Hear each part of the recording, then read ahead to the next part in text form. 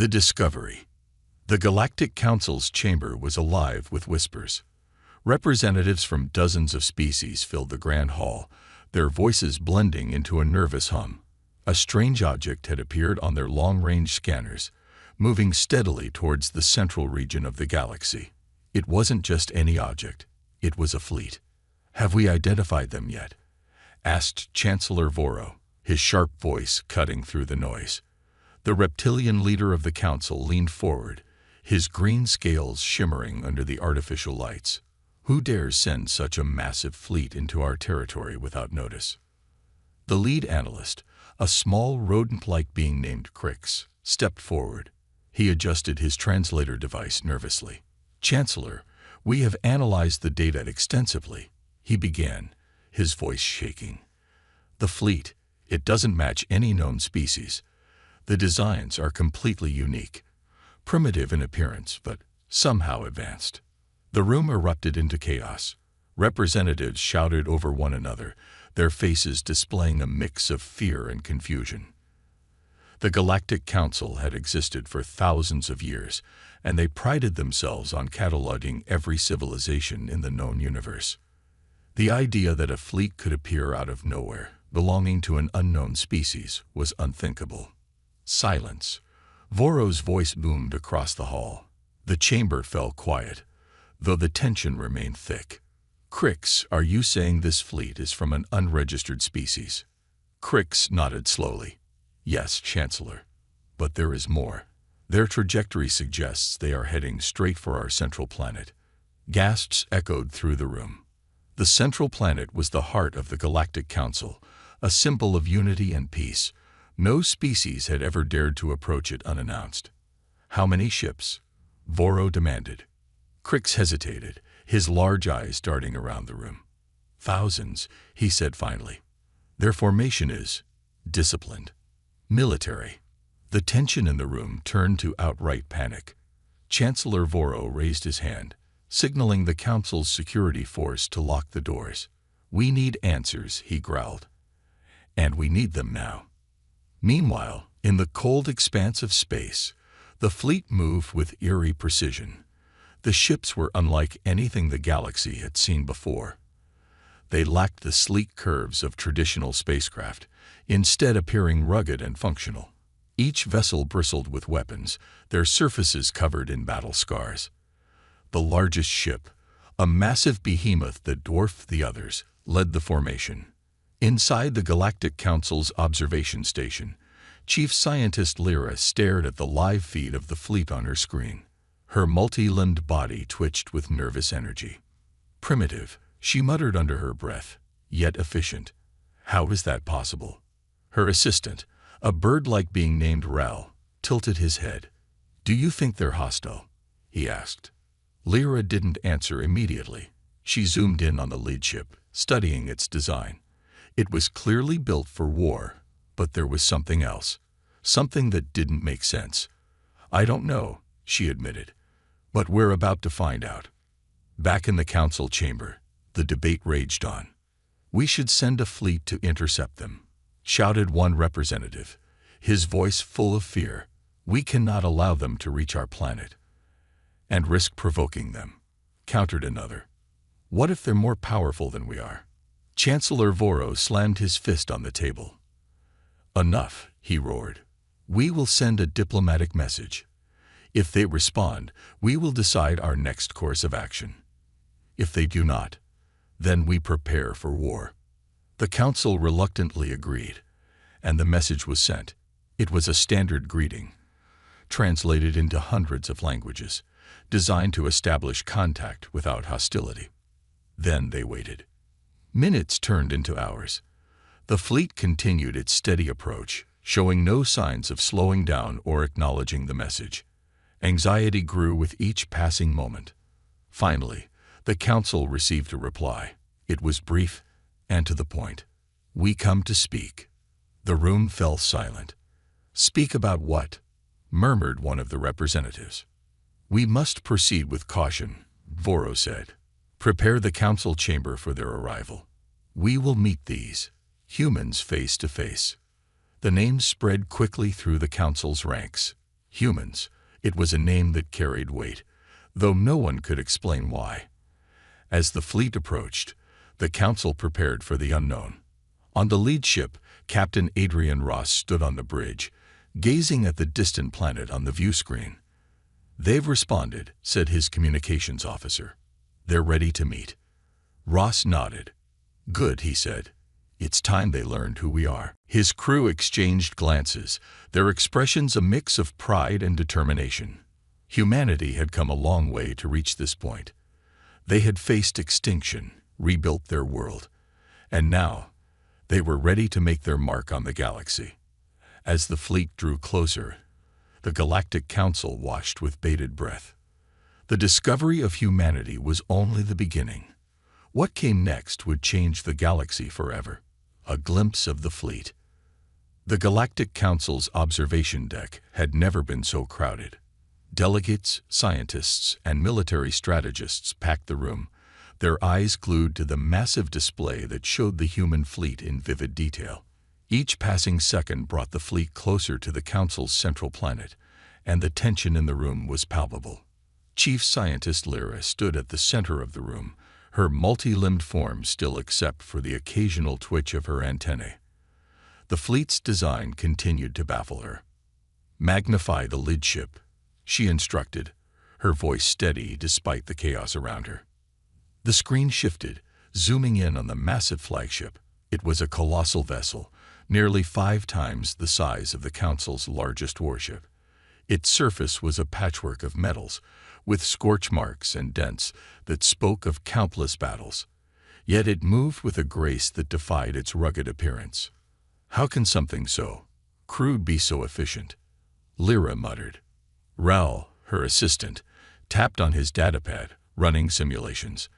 "Their engines are producing output levels that surpass our own by at least 30%. And their formation. It's military grade, but there's a level of unpredictability in their movements.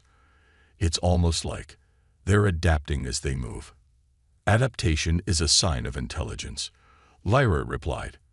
Her gaze remained fixed on the screen. "But who are they? And why are they coming here?"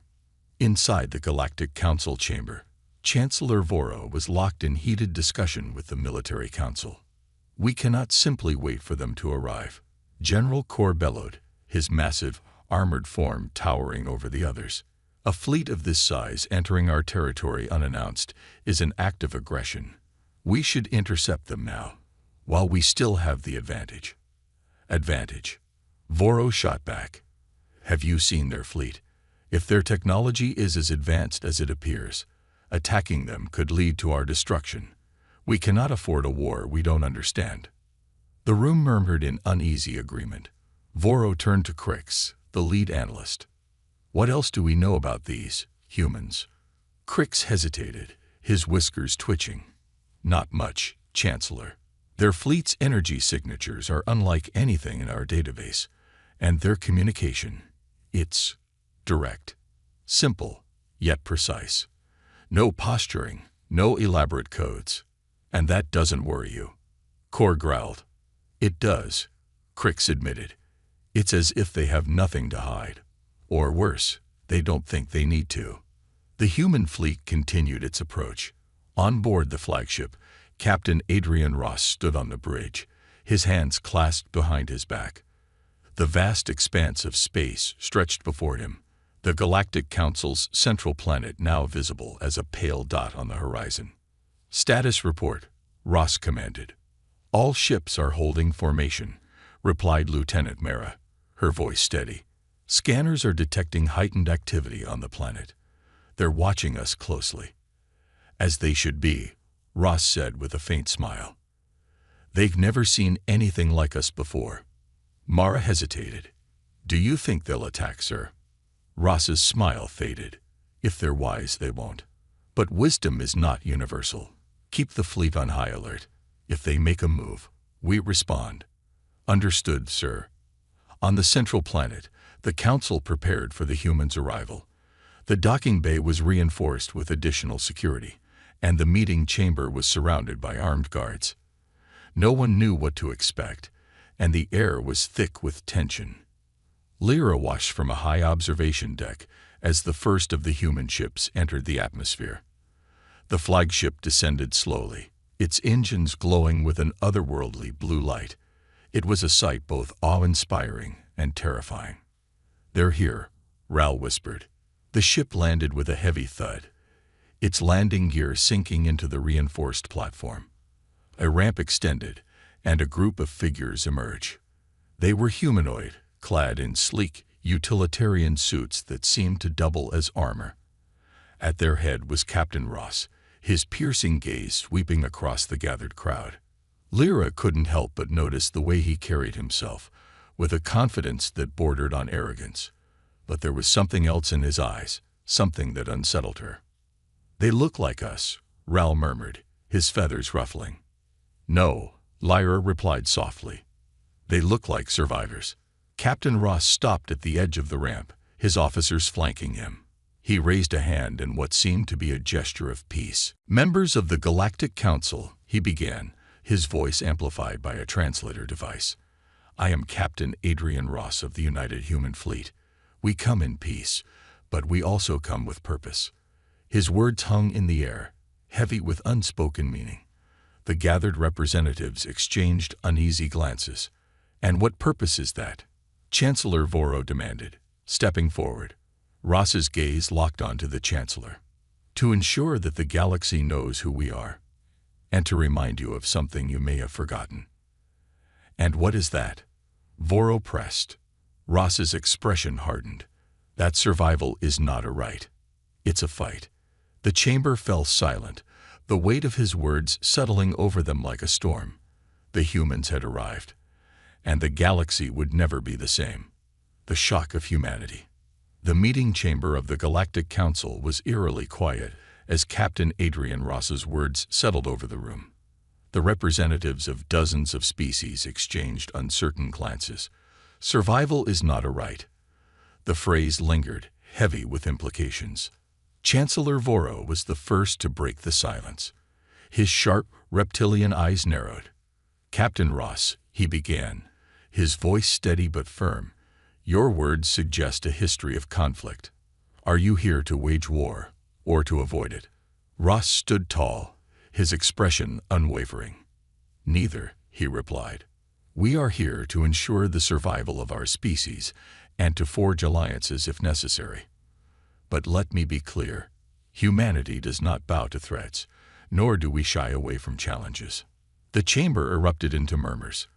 A representative from the Avian Syndicate, her feathers shimmering in the artificial light, raised a wing to speak. "You speak boldly, Captain. Yet we have no record of your people. Where have you been hiding?" Ross's gaze shifted to her, his eyes cold but calm. "We weren't hiding," he said. "We were fighting." The revelation sent shockwaves through the room. Lyra, watching from the observation deck above, felt her antennae twitch uncontrollably. "Fighting what?" she muttered to herself. Her assistant Ral seemed to echo her thoughts. "What could they have been fighting that we never detected?" he asked. Lyra didn't answer. Instead, she zoomed in on the humans standing behind Ross. Their armor, though sleek, bore the unmistakable marks of battle. Scratches, dents, and scorch marks covered their suits, each telling a story of survival. In the chamber, Ross continued, "We come from a world on the brink of collapse. Our planet was ravaged by war, environmental disaster, and invaders who saw us as weak. We were nearly extinguished. But humanity—" He paused, letting the weight of his words hang. "Humanity is not so easily destroyed." Crix, the lead analyst, stood and adjusted his translator device. "You mean to say your species faced extinction and yet emerged with such advanced technology? That defies logic." Ross allowed himself a small, wry smile. "Desperation breeds innovation, analyst Crix. We learned to adapt, to overcome. While others sought peace in stagnation, we thrived in chaos." The room fell silent again. The implications were clear. The humans were not just survivors. They were conquerors of adversity. As the discussion continued, Lyra's focus shifted to the flagship on the display screen. Her mind raced with questions. How could a species so unknown possess such power? And why had they chosen this moment to reveal themselves? Ral broke her train of thought. "Chief, look at this," he said, pointing to a series of readings on his datapad. "They're ship's energy signatures. They're fluctuating, almost like they're scanning us in return." "Scanning for what?" Lyra asked, her voice tinged with concern. "Weaknesses, maybe, or compatibility," Ral suggested hesitantly. Lyra's antennae twitched again. "Prepare a deeper analysis. I want to know everything about those fluctuations. If they're studying us, we'll study them right back." Back in the chamber, Chancellor Voro leaned forward. "You speak of survival and strength, Captain Ross. But what do you seek from us? If you're here to forge alliances, why should we trust a species we've never known?" Ross met his gaze without flinching. "Because your galaxy is not as safe as you think," he said. "The threats we face are not unique to Earth. They are out there, lurking in the shadows of the universe, and when they find you, it will be humanity standing between you and extinction." The chamber exploded into chaos. Representatives shouted over one another, their voices a mix of fear, skepticism, and anger. Voro raised a clawed hand, demanding silence. "You claim to be protectors," Voro said, his tone skeptical. "But how do we know you are not the threat?" Ross took a step forward, his presence commanding. "We could have attacked without warning," he said simply. "But we didn't. We chose diplomacy. That should tell you everything you need to know about our intentions." The room quieted again, though the unease remained. Voro's eyes narrowed. "Very well, Captain. We will hear what you have to say. But know this, the Galactic Council does not bow to ultimatums." Ross inclined his head slightly. "And humanity does not offer them lightly."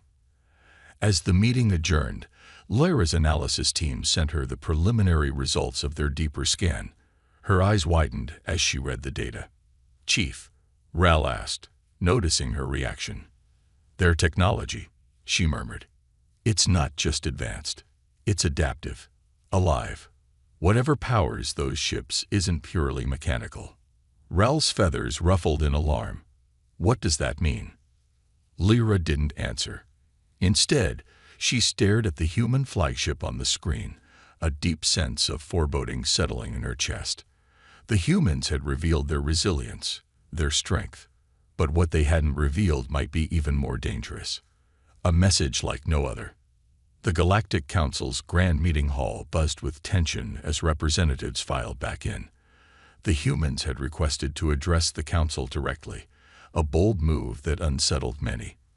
For a species newly discovered, their confidence was unnerving. Chancellor Voro took his place at the head of the assembly, his clawed hands resting on the polished stone table. "Let us hear them out," he announced, his voice resonating through the chamber. "But remain vigilant. Words can be as dangerous as weapons." The main screen flickered to life, displaying Captain Adrian Ross and his delegation.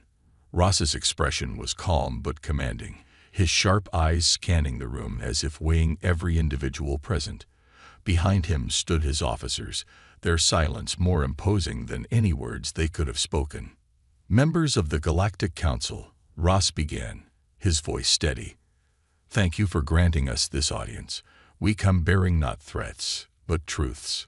The hall was silent, save for the hum of the translators working in real time. Ross continued, "Humanity's story is one of survival against impossible odds.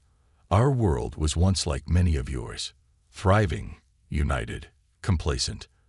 But then came the wars, the plagues, and the invaders.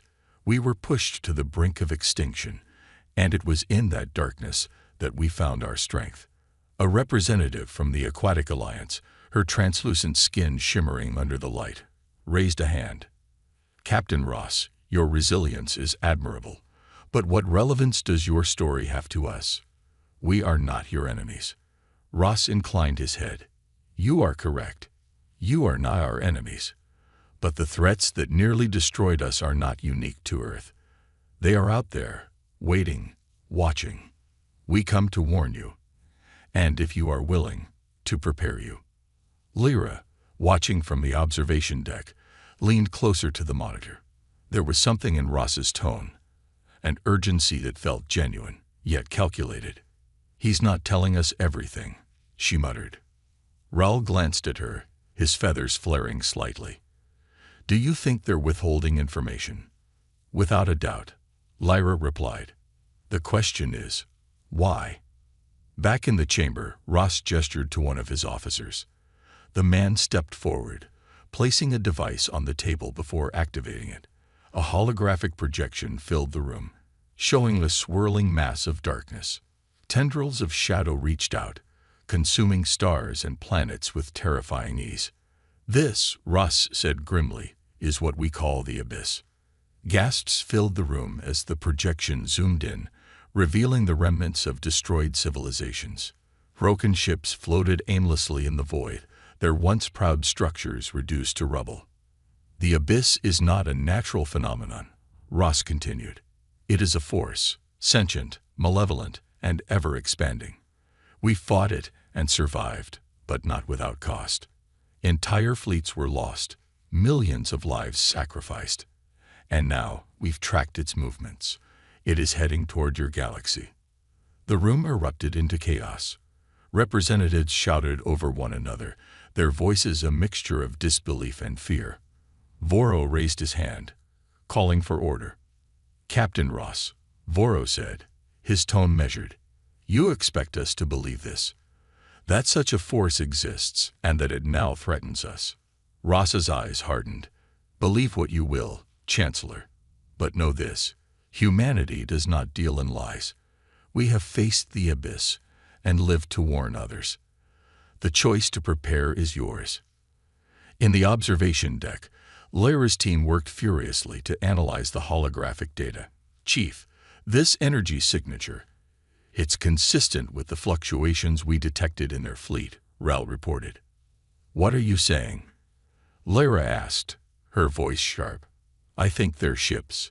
They've been infused with technology, derived from this abyss. It's part of how they survived," Raoul explained. Lyra's antennae twitched with alarm. "If that's true, then their warning isn't just altruism. They need us as much as we might need them." As the hologram faded, Ross stepped forward again. "We do not seek to impose ourselves upon you. Humanity's path is one of independence. But we have seen what the Abyss can do, and we would not wish that fate upon any species. Together, we can prepare. Divided, you will fall." Chancellor Voro leaned back in his seat, his expression unreadable. "You ask for trust, Captain Ross. But trust is earned, not demanded. What proof can you offer that your intentions are genuine?" Ross's gaze didn't waver. "We offer ourselves as proof. Send your scientists to study our ships, your strategists to learn our tactics. Question us, challenge us, but do not ignore this warning. The Abyss is coming, whether you believe it or not." As the session ended, the council remained divided. Some representatives saw the humans as potential allies, while others viewed them with suspicion. Lyra returned to her lab, her mind racing with possibilities. She stared at the data, the fluctuating energy readings, and the haunting image of the Abyss. "Chief," Raoul said cautiously, "if the Abyss is real, what do we do?" Lyra didn't look up. "We do what humanity did," she said. "We adapt. We survive." Unveiling the true power. The Galactic Council's laboratories buzzed with activity as a select team of scientists, including Lyra, examined the human technology. The humans had granted limited access to one of their smaller ships, a vessel they called the Sentinel-class cruiser. It was a diplomatic gesture, but Lyra suspected it was also a calculated display of power. The cruiser floated in a secure docking bay, its dark, angular design a stark contrast to the smooth, organic shapes of most Galactic Council ships. The surface seemed to shimmer faintly, as if alive. Lyra ran her claws over the hull, her antennae twitching with unease. "It's unlike anything we've ever seen," she murmured. "This material, it's adaptive. Self-repairing, maybe." Ral, standing beside her, tapped his datapad. The energy readings are off the charts. It's as if the ship is drawing power from an endless source. Lyra's mind raced. Could it be abyss-derived? She speculated aloud. Ral hesitated, his feathers ruffling. If it is, that means they've not just survived the abyss. They've harnessed it. Meanwhile, in the Council's central chamber, Captain Adrian Ross stood before a gathering of military strategists. On a massive display, a hologram of the Sentinel-class cruiser rotated slowly, its specifications outlined in glowing detail. Ross's officers flanked him, their silence adding to the weight of his words. "This is just one of many ships in our fleet," Ross began, his tone matter-of-fact.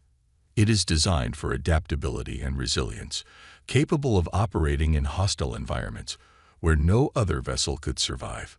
General Kor, the towering military leader of the Council's forces, folded his arms.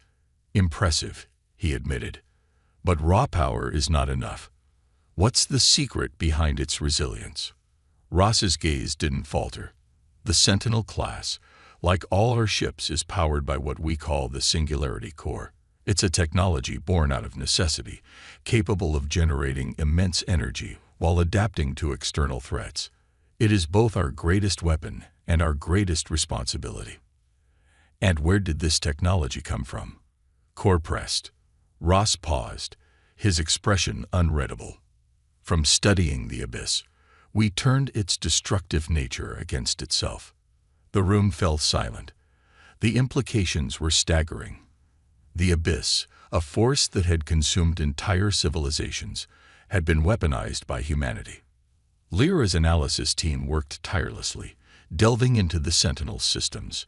Every discovery seemed to defy the laws of physics as they understood them. The Singularity Core was the most baffling of all. "It's not just an energy source," Ral said, his voice tinged with awe. "It's intelligent. It's making decisions, adapting to our scans, even blocking some of our probes."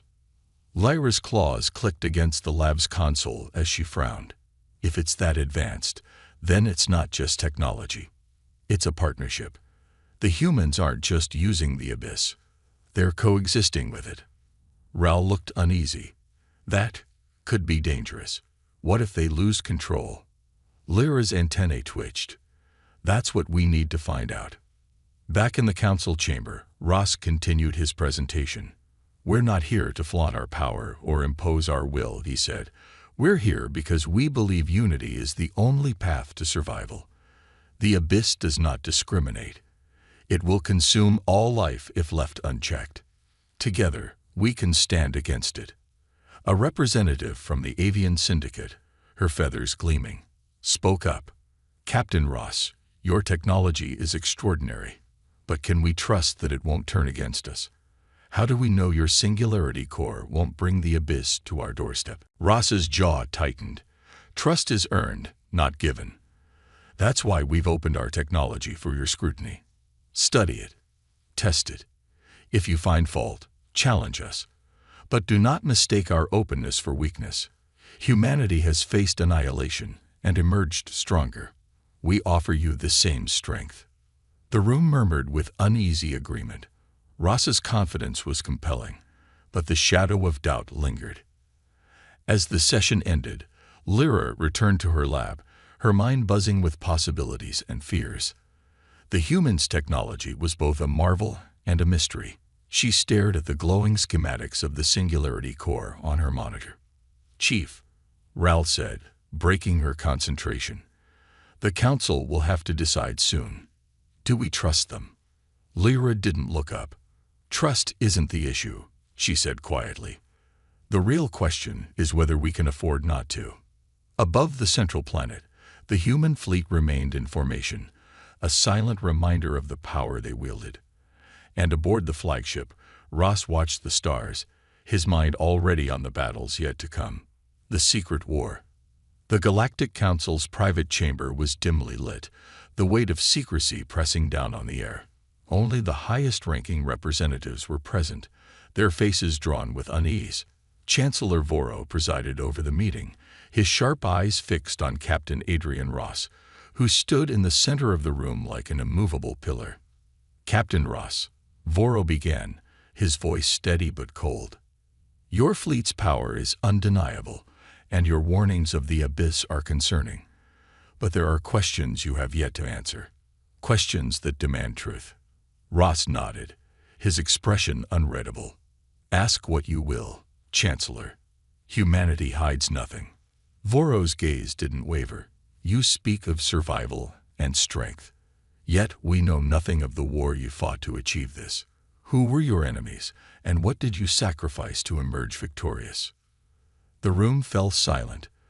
The weight of the question hung heavy, and even Ross hesitated before speaking.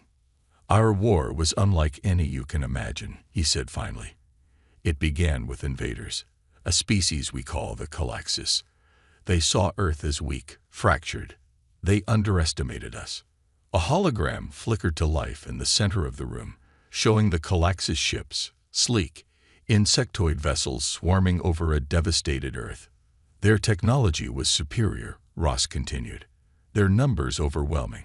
They decimated our defenses, enslaved our people.